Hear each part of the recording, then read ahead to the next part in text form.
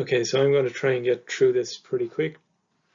This is a talk I gave relatively recently in Buckham at the university there at the summer school on situated cognition.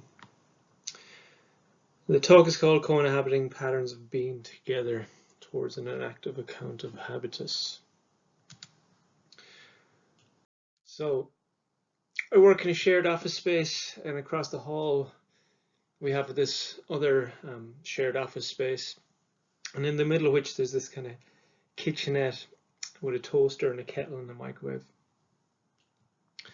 And one day relatively recently I found myself in the company of a guy from across the hall that I'd not met before, and we found ourselves in the company of this broken microwave. And as I'm sure you're all aware, there's nothing quite like, an object of mutual contempt to kind of help out or facilitate a wonderful first social interaction. The problem now is that, anytime we meet, we don't seem to be able to get past these kind of bloody microwaves, right? The norms supplied by the situation of the broken microwave were just so helpful to the initial interaction that they're somehow incorporated into the interactive system going forward. And it got to the point, I'm not even joking, where both of us had taken up a very mild interest in microwaves just so we'd have something to say to each other. This model, that model, I wonder what model they're going to get. I was looking at it and, all that kind of thing. So what I'm going to try and do is make intelligible these patternings, suggesting that they're operative at multiple timescales in social interaction. It's going to pull into certain ways of being together. And that's significant for certain reasons when we think about the production and reproduction of culture. So, some framing questions. When people interact, how does what takes place therein shape subsequent interactions between those same people? How should we describe the invariances that emerge in such interactions over time? So there are accounts that relate to this. I'm not going to spend too much time here offering the critiques of them or whatever, but they're normally found within, say, social psychology or anthropology, sociology, and so on. But they have a tendency to kind of center or emphasize certain aspects and then maybe leave out other aspects. And I talk about those as individualist or interactionist accounts typically, but what I'm going to offer here is what I call an integrationist account. So to kind of situate my proposal, I want to say that it's a sociologically informed and active ecological account with ideas both from what is sometimes called autopoietic inaction, but I think a better descriptor is autonomous inaction. That's quite hard to say. And that's represented by people like Ezekiel de Paulo, Hannah de Jager, Xavier Brandy-Arn, Miriam Kisello, others, and others. And the other approach that I'm going to try and synthesize elements of is the skilled intentionality framework. So that's people like Bromberg, Reitfeld, and so on.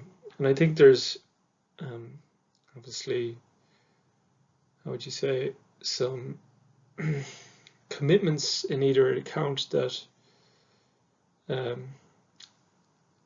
push them in different directions, but I also think there's some compatibilities, and I think those compatibilities are interesting to tease out. So my proposal is that patterns we observe in social interaction are organizationally continuous with patterns we observe at the individual level also. They are in effect autonomously organized habit structures. So what I want to offer here is what I think is hopefully a rather uncontroversial starting point, and then take us through with some examples and so on, and then elaborate the account thereafter. So at both the individual and interactional levels, we observe patterns at various timescales that demonstrate some invariance over time. So thinking about the individual level, we might say we have simple habits like picking up a soap with my right hand, or what an action we call a habit scheme. Less simple, so networks of habits, maybe washing my hands. Maybe more complex again, something like a micro-identity, which is in effect a kind of cluster of networks of habits. My nightly hygiene routine might be characteristic of such a form. More complex again, then is something like a kind of personal identity that tends to maintain across a variety of situations. So being hygienic maybe is a good example of that. Within actions, such patterns are spoken about as manifestations of autonomous organization, something I'm going to talk about in some detail. A generic term I use for any particular existing pattern regardless of timescale excuse me, is a sense-making frame, and my reasons for doing that hopefully will become obvious also as we go through. So what I'm going to claim ultimately is that these kinds of patterns can themselves, so these social patterns can themselves be seen as autonomously organized, with some caveats that end up applying to the individual level also. So a simple habit scheme in a relationship might be something like a couple having their own sides of the bed. Less simple might be the routine of, for instance, getting into bed together and adopting a particular position to watch a movie before falling asleep. When I present these kinds of ideas, I typically look up at this point and see people in the audience either smiling or laughing along, because even if we haven't thought very much about it, we can kind of recognize these patterns in our relationships together, and they often can be source for some sort of humor. Then we have maybe more complex patterns, so a translation of those routines to another room when you travel. So something like a kind of shared micro-identity, if you will. And then maybe more complex, what elsewhere one Manuel Luesa and I have called interpersonal interidentities. So the kinds of modes of being together that we might talk about in terms of being married and sharing beds together. So I want to account for these as well in terms of participatory frames, rather than going through the arduous task of listing all the various timescales and articulating the dynamics that underlie them. I just use this notion of frames, and as I said, we'll come back to it a bit later. So what is an active autonomy? Basically, it's a process of self-production whereby an entity maintains itself under precarious conditions. And it does this, as we'll see, through this kind of regulated exchange with its environment. Within an action, this applies across multiple domains and applies at multiple timescales. So for an activist, the ongoing individuation of life, right? So it depends upon a particular form of autonomy within the biochemical domain, typically referred to in terms of autopoiesis. And this graphic that I've included here is used as a kind of semi-formal representation of this notion of autopoiesis, and we see this self-producing network in reciprocal exchange with its environment. One way of talking about this configuration has a formalization that has become more common to use as of late within the inactive literature, is in terms of this dialectic between self-production and self-distinction. So put simply, self-production, symbolized here by this open illustration, describes an effort to make oneself up from the stuff available in one's environment. So breathing, eating, hosting certain bacteria, and so on. However, maximizing the dynamic self-production means being totally open to all flows in the environment. A dynamic that on its own does not facilitate the individuation, for there's no possibility for the emergence of a distinct entity. Self-distinction, on the other hand, entails distinguishing oneself from one's environment by closing oneself off to certain stuffs within that environment. We produce a membrane. It keeps out the rains as well as other things, but we also have an immune system that fights off pathogens and so on. But again, if this were the only operative principle, if it were not held in dialectic with self-production, closing oneself off from the environment entirely would be maximally efficient, the best realization of this logic. In isolation, then neither dynamic is sufficient, right? So each in principle negates the other. But when played out over time, when we kind of adaptively open ourselves up to or close ourselves off from this or that condition, this or that stuff, this dialectic provides the basis for individuation. And of course, this is ongoing across multiple biochemical systems simultaneously. So I can be, in the same instance, open in some sense to certain features in my environment, right? I can be breathing in, but I can simultaneously be fighting off some pathogen at the level of my immune system. So this general dynamic then serves as a kind of normative background against which encounters with the world are appraised, motivating actions that allow the organism to maintain itself as such. And as we'll see, this kind of extends beyond the organic domain, right? Autopoiesis provides this normative frame in which certain acts of sense-making, or from which derive their meaning, the degree to which they can kind of maintain the autopoietic organization. So someone who's kind of ran with this notion of autopoiesis, but extended it beyond that to the notion of habit. And I believe this is primarily the work of Xavier Brandiarn, but it shows up maybe most completely in this this book, Sensory Motor Life, by De Paulo, Berman, and Brandiarn. And what they suggest is that habits, networks of habits, clusters of networks, and so on, the taxonomy we outlined earlier on, might be made intelligible in terms of autonomous entities, organizationally analogous to autopoietic entities in that their structure motivates actions that tend to reproduce their structure as such.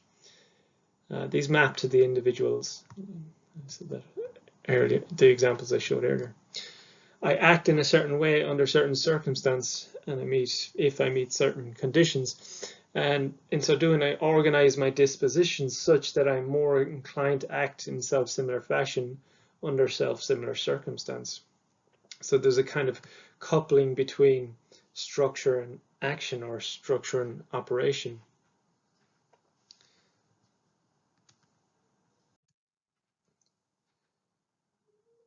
And they would apply this, right, both at the level of a simple habit, but also at the, a kind of integration of a network of habits where they're kind of inter-informing each other in ways that kind of provide for a coherent whole of sorts.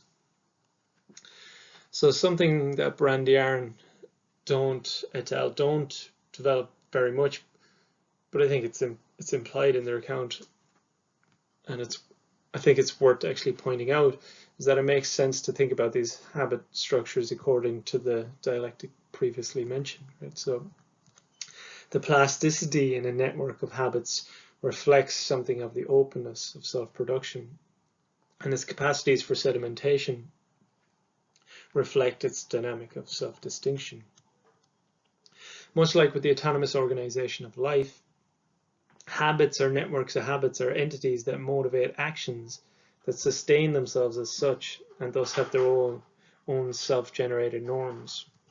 Here enactivists talk about the regulation not just of life as in terms of autopoiesis, but also of ways of life, Think about these as identities. Hang on, someone's just turned on the lawnmower.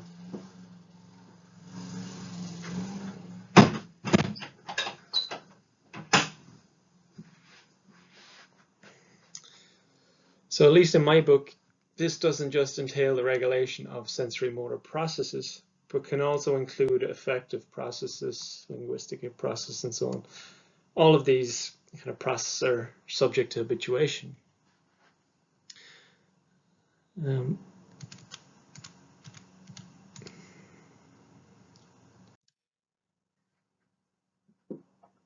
Sense making is, oh, pardon me.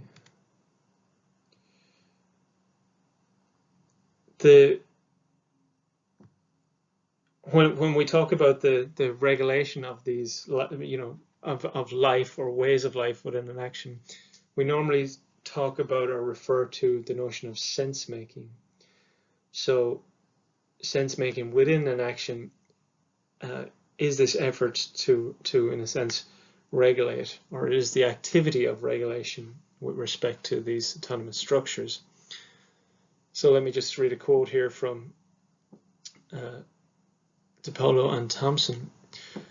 Sense making is, according to Ezekiel DiPaolo and Evan Thompson, the capacity of organisms to perceive their external environments according to norms, what is good or bad for them, and to act according to these norms in a way that continually affirms or even strengthens the possibility of their ongoing existence.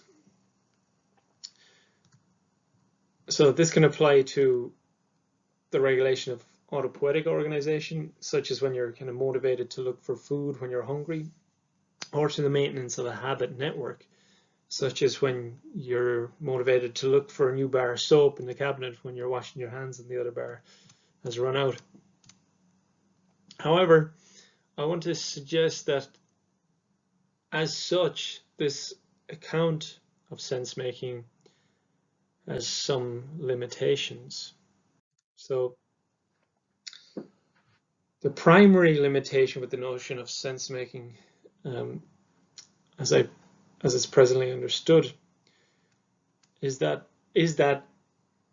sense making normally pertains to the regulation of existing frames, and as such it doesn't really account for the individuation of novel frames, be they radically new frames or more often the transformation of existing but incompatible frames into kind of consensual structures. What is lacking, it seems, is a more general kind of norm, right? So the autopoietic structure provides the norm within which we make sense, or the norms within which we make sense with respect to the autopoietic structure. The same is true of a habit or a network of habits.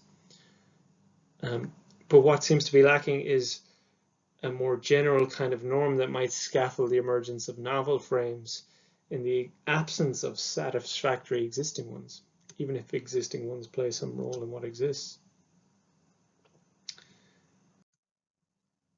What I suggest then is that the notion of sense making be supported by combining with, in a sense, the notion of tending towards an optimal grip, a notion originally introduced, I believe, by philosopher Merleau-Ponty, but vitalized recently by Rietveld et al.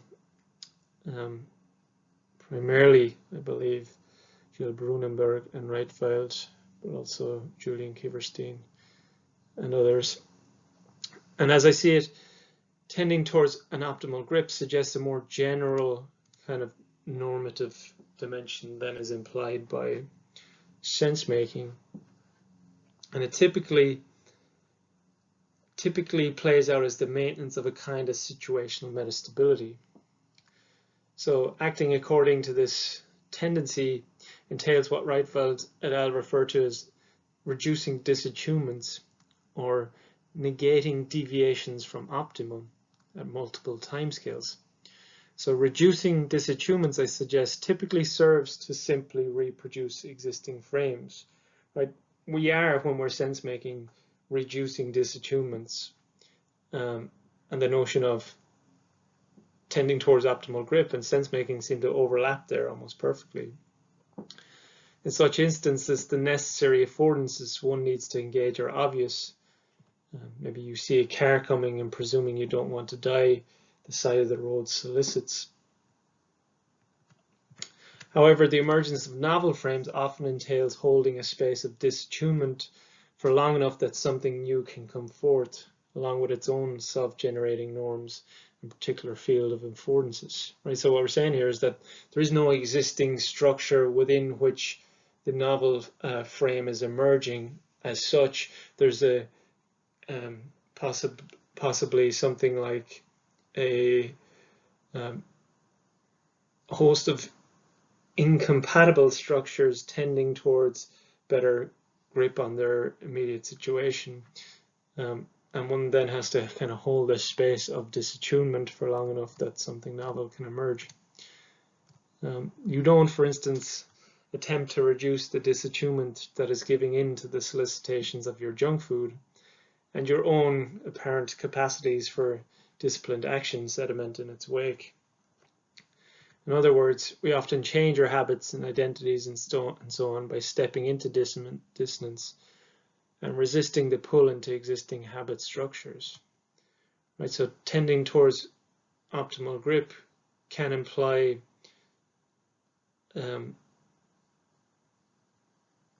a kind of non-responsiveness to the norms of existing structures so as to bring forth novel, more satisfactory structures. And this propagation of novel frames is what I refer to in terms of inhabiting. So I consider it kind of specific feature of sense making more generally, but it is the kind of event within which novel frames come forth in tending towards an optimal grip. So before developing the account of co-inhabiting, of extending this to the social, I want to suggest another set of compatibilities. So I've already suggested that frames operate according to the dialectics of self-production and self-distinction. But it's not immediately obvious how, for instance, a boundary necessary to talk about self-distinction can manifest in any sense that is not organic, when there is no membrane as such. It's interesting to ask then, how do the dynamics of self-production and self-distinction manifest within individual sense-making, even when not strictly related to the maintenance of the organic structures of life?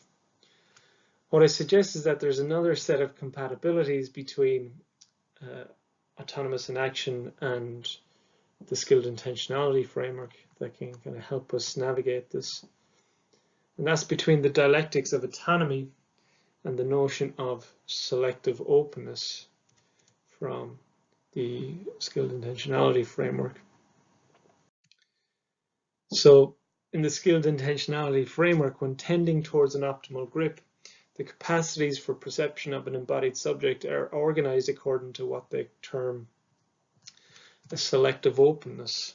So organized so one is kind of differentially sensitive to their environment such that they express heightened sensitivities to some stuff and are virtually insensible to others. And what I want to suggest is that we can draw a parallel between the selective openness that arises in the relationship between the embodied subject and particular environmental conditions, and the autonomous dialectic between self-production and self-distinction. Quite simply, I attend to that with which I identify. We might call this active self-production, but I also attend to that which I consider other or not me. We might call this kind of active self-distinction. Both categories stand out from their background as relevant, as both are relevant to the reproduction of the frames organizing my ongoing sense making. So, this is kind of getting at the question of why do certain things show up as relevant to any particular individual sense maker. My soap resonates as mine and my partner's towel as not mine. In my perceiving and acting, I am thus reproducing these kind of boundaries, affective, sensory motor, perceptual, actual, perception action boundaries, symbolic boundaries that inframe my sense making and are reproduced by the perceptions and actions they promote. So hence the language of sense making frames, right? When I make sense through a frame, it has a particular direction already, and that direction is to reproduce itself in its own image, if you will. And to do so is to act in a way that maintains the viability of the frame. But selective openness is not limited to the reproduction of existing frames, right? If I could only ever reproduce existing frames, that would be a problem, right? So when tending towards optimal grip, the selective openness also supports the integration of insufficient frames with situational demands. That is to say, if the self-generated norms of the frames manifest in a particular situation are not sufficient and may be in tension with each other, tending towards optimal grip can motivate the integration of existing frames into novel structures according to the selective openness manifest in the situation. In sum, reducing disattunements that arise according to one's selective openness can serve the reproduction of existing frames, but also support the emergence of novel frames. What I'm going to suggest now is that these dynamics can be generalized to the social case also by effectively scaling up these same compatibilities. I want to begin, however, by looking at how the notion of autonomy has been socially applied within an action. So the most well-known account of an active autonomy as it's applied to the social is that developed by Hannah Dieger and Ezekiel de Paulo. And they speak about a social interaction as the regulated coupling between at least two agents, where the regulation is aimed at aspects of the coupling itself so that it constitutes an emergent autonomous organization in the domain of relational dynamics. So something like a kind of trans-individual dynamic emerges in which activities unfold in a manner that has relevance for the social system itself, often sustaining it beyond the goals of its individual components. And my favorite familiar example is getting kind of trapped in a conversation that neither party really desires to continue, but nevertheless it persists. Now I want to say something about how we can think of the dialectics of self-production and self-distinction as they relate to the social. So at a very basic level, self-production can be seen to be operative in the pull into coordination people experience in social interaction. So this pull is something we're all kind of familiar with. It's kind of a tendency to seek a kind of metastable position. And we experience it maybe, or talk about it sometimes in terms of like just this kind of desire to get along. This kind of concern for getting along. Simultaneously, however, self-distinction is manifest in interactions maintaining a kind of boundary in interaction, right? Those involved are selectively open to who is or who is not involved, what should or should not be paid attention to, and so on. This is obvious, for instance, when two people are talking across a busy restaurant table at each other with others on their periphery. We're kind of, in some sense, blocking out through our kind of attentional capacities or capacities for selective openness, that which would perturb the ongoing interaction that we're concerned with. So the sense-making activities that serve to regulate these dynamics are typically referred to in terms of participatory sense-making. So participatory sense-making is normally described as that which allows us to maintain the autonomous social interaction. What I want to suggest then is that social interactions can result in participatory frames, organizationally continuous with those that we've been observing at the individual level. In other words, it's not just the basic autonomy of the social interaction we observe in social interaction, But the interactional system can settle into autonomous patterns at multiple timescales also, particularly as it takes on the feature of recurrence. So effectively, I'm saying that the examples we looked at earlier can be described as participatory frames that have merged in recurrent interaction and recurrent social interaction and facilitate the coordination of interactants towards relatively shared but often implicit ends. There's something like implicit coordinative structures of sorts that entail not just the sensory motor but also the affective and even linguistic and so on. And what I want to introduce is as a novel idea, which follows from the ideas we've been exploring already, is that the notion of a tendency towards co-optimal grip is operative here. In short, this idea suggests that much like at the level of the individual, there's a general norm operative in the dynamics of social interaction, a kind of tendency towards situational metastability, but it's not simply two people tending towards optimal grip together. There's something somehow more than that. So when tending towards co-optimal grip, we're not simply acting according to the basic norms of maintaining the ongoing interaction, but are sensitive to the degree to which our actions support each other in achieving a co-optimal grip also. Co-optimal grip for me just includes a kind of felt sense of what I take to be your co-optimal also. I experience what I perceive to be your deviations from co-optimal as disattunements in need of reduction, as well as my own. In other words, we're sensitive to ourselves and each other in the context of our embedding and constantly reducing disattunements that move us towards a felt sense of co-optimality. An illustrative example is finding the right distance from your partner when standing in conversation. Right? The small adjustments both of us might make entail both a felt sense of how I feel comfortable relating to you, but also a kind of intuitive sense of how I think you are relating to me, and how comfortable you are therein. Of course, this is going to be different depending on your context. If you're talking to someone in the middle of a university concourse or on a crowded train, right? So it's always situationally embedded. An example I like to use, because it's quite literal, is when I train Brazilian Jiu-Jitsu and we're drilling a technique, we quite literally sometimes adjust our position to allow training partners to get a more optimal grip, say on the lapel of the kimono or something.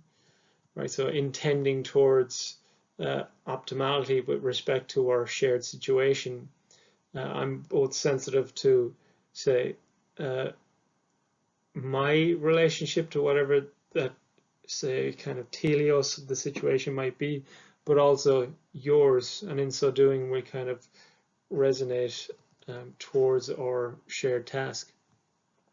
Much as the same as in the individual case, this mutual tending can provide a kind of generic situational norm to help drive the resolution of incompatibilities between existing unsatisfactory organizations, resulting in the emergence of participatory frames and new shared frames that shape future action in self-similar circumstance. So I only have a few slides left here, but so let's revisit the microwave example. Having never interacted before, the basic norms supplied by the interaction itself don't suffice to maintain the interaction very, very long. However, tending towards co-optimal grip and guided by norms supplied by our embedding as colleagues in the university, we are selectively open to the environment in ways that might help us maintain our ongoing kind of metastable interaction. The broken microwave thus supplies us with a co-available set of conditions that have a relatively clear normative structure, allowing two relative strangers to have a highly emotive, though stable interaction straight out of the gate. Each of us having the experience of a prolonged situational metastability and been sensitive to the dynamics that brought that about. And so we co-inhabit participatory frames around the dynamics supplied by the stable situation. Such frames are truly social and truly co-inhabited because the other is both constitutive of their production and necessary for their reproduction. So let's think about this newly co-inhabited frame, the microwave, we'll call it as it becomes recurrent. Recall again what I've been saying about the nature of frames and their operating according to the autonomous dialectics of self-production and self-distinction. How do these dynamics of self-production and self-distinction manifest within participatory frames? I've already alluded to it, but what I suggest is that, mirroring the individual account, they rely upon forms of selective openness mediated by both the self-generated norms of existing participatory frames and an ongoing tendency towards co-optimal grip. Let's think again for a second about how our normative embedding and what goes on therein. The relational system must remain selectively open to the norms of the interactive situation that allows it to reproduce existing frames, or produce novel frames that better serve its tending towards co-optimal grip. However, we must also differentiate ourselves in this kind of normative soup. We cannot be open to every available norm, but must ignore or even dampen the potential effects of certain environmental features.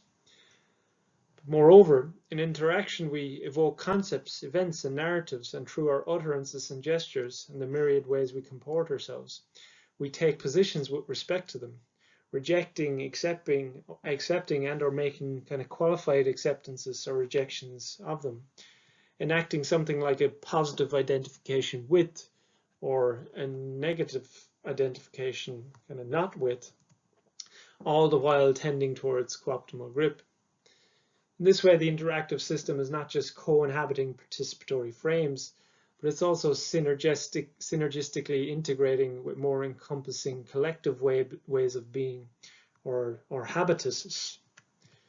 We can quite easily see how participatory frames that serve interactive metastability within certain sociocultural milieus can be propagated interaction. Frames that work kind of like a diffusive or an embodied meme.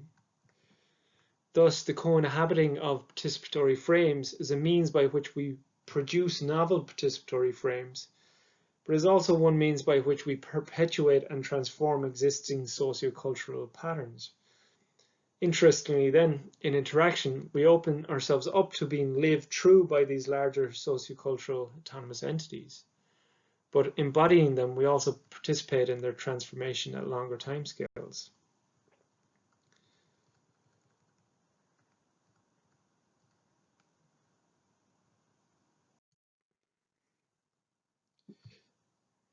Just in a kind of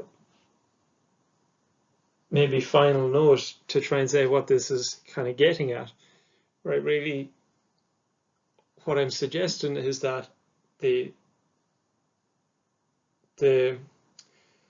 dynamics that inhere in the processes of interaction are kind of fundamental in some sense as a mechanism, if you will, of the reproduction of culture.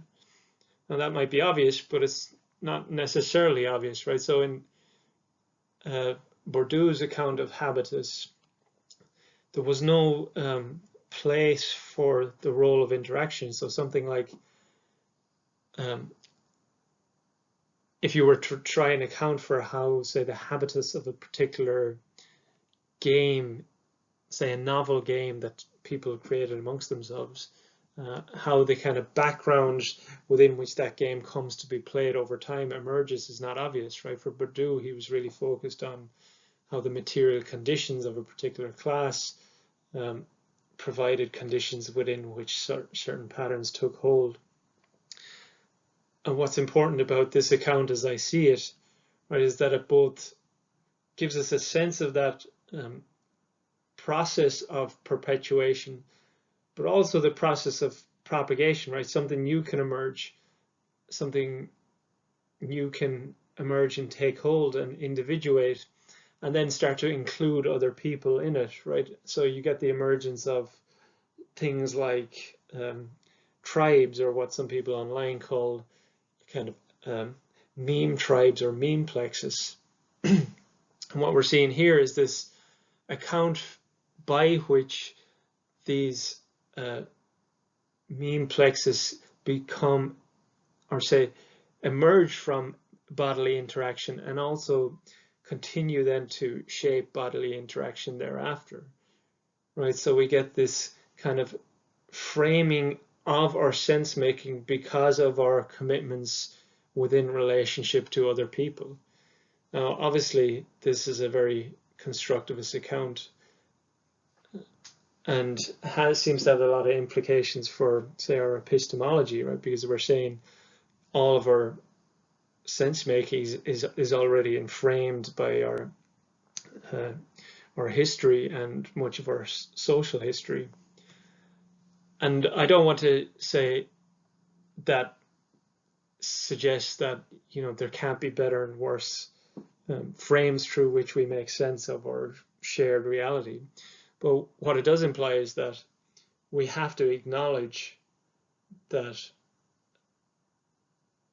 something like consensus is the best we can hope for, but that consensus doesn't necessarily suggest that our shared map, right, our shared frame, and how we continue to enframe our collective sense making is somehow the final map of the territory, if you will. I should also say just something about my hope for this account, right? I think once we get a better kind of grasp on these kinds of dynamics and how our sense making is inframed by these participatory frames, maybe it's possible then to get a better sense of how to bring forth participatory frames that provide groups and individuals within those groups with a sense of the dynamics within which they're making sense, such that we can individuate at a kind of individual level, if you will, in ways that support the participatory dynamics and the larger group that instantiate those dynamics in ways that kind of feed back in and support the individuation of the individual, if you will, right? So there's a kind of sense in which my hope is that this kind of perspective allows us to get a better sense of our social becoming, but in ways that do not subjugate us to the social writ large, if you will. The second hope for this kind of perspective is that it gives us a sense of not only our social embedding, but our larger socio-material embedding, or even ecological embedding, right? So there's an interesting critique of the notion of autopoiesis that says Maturana's claim when say Luhmann picked up the notion of autopoiesis and started apply it to the social was that it was a kind of misappropriation of the term, right? That autopoiesis talked about individuated individuals and applied purely at the biological. And there's an interesting critique that says, well, first of all, Maturana just wanted an account that accounted for the necessary and sufficient constituents of life, and therefore wasn't willing to kind of generalize the autopoietic notion further. But that's kind of besides the point. The other critique is that actually no, autopoiesis is always social, and it cannot not be social, right? If we think about the relationships that constitute an individual person, we're already talking about a host of social interactions.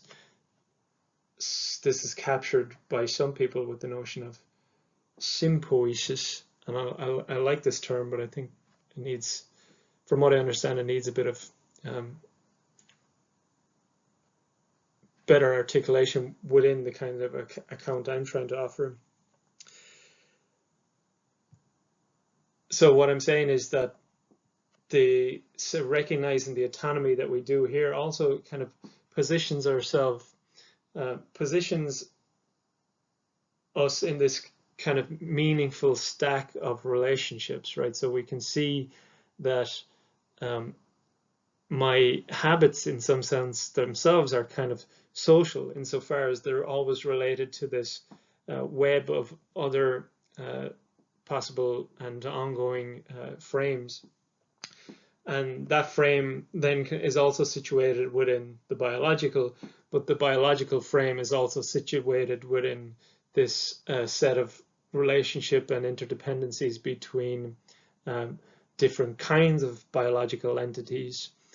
And I think we can go so far as to say that extends right to our relationship to, for instance, our planet. And, you know, when we recognize a lot of the time, in order to recognize the kind of boundaries of our embedding, sometimes the best indicator of that is when we see a breakdown, right? So in the case of a habit or a participatory frame, when we can recognize something like disattunement or an awkwardness, right, we see that we're approaching the limit of those frames, and we can kind of get a sense for their boundaries.